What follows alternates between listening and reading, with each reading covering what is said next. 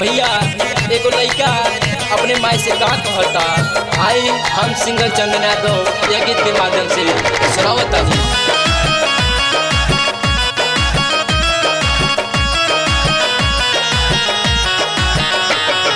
ममता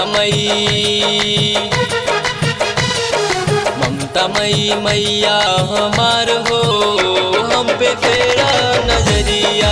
ममता मई मैया हमार हो, हम पे फेरा नजरिया। फेरा नजरिया हो, फेरा नजरिया, फेरा नजरिया हो, फेरा नजरिया। ममता मई मैया हमार हो, हम पे फेरा नजरिया। ममता मई मैया हमार हो, हम पे फेरा नजरिया।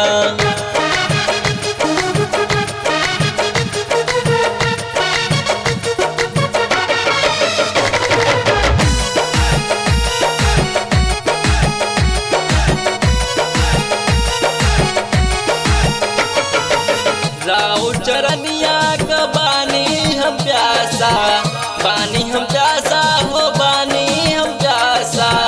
दया करम माई लागल बासा, लागल बासा हो, लागल बासा।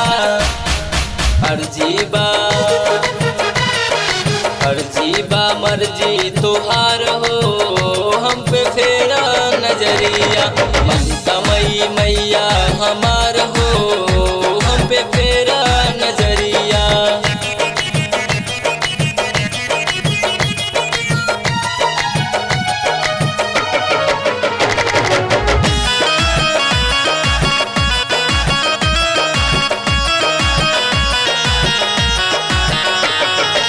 बीच बोवर में अर्जल नवरिया, अर्जल नवरिया हो, अर्जल नवरिया। राउंड बिना के थमई पतवरिया, थमई पतवरिया, थमई पतवरिया। आके लगा द किनार हो, हम पे फेरा नजरिया। ममता मई मैया हमार हो, हम पे फेरा नजरिया।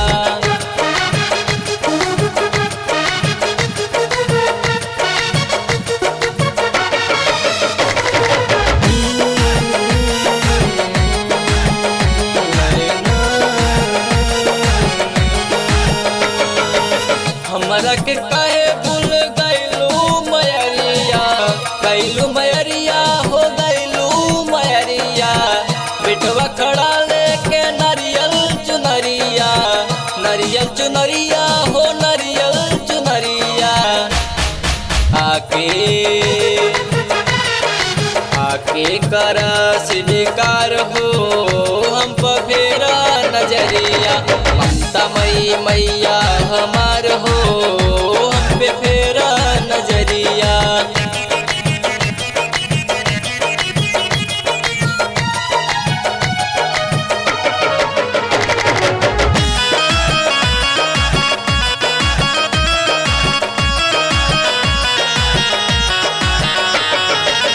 मोहन सिंह यादव मैया राउल सहारे, राउल सहारे हो, राउल सहारे।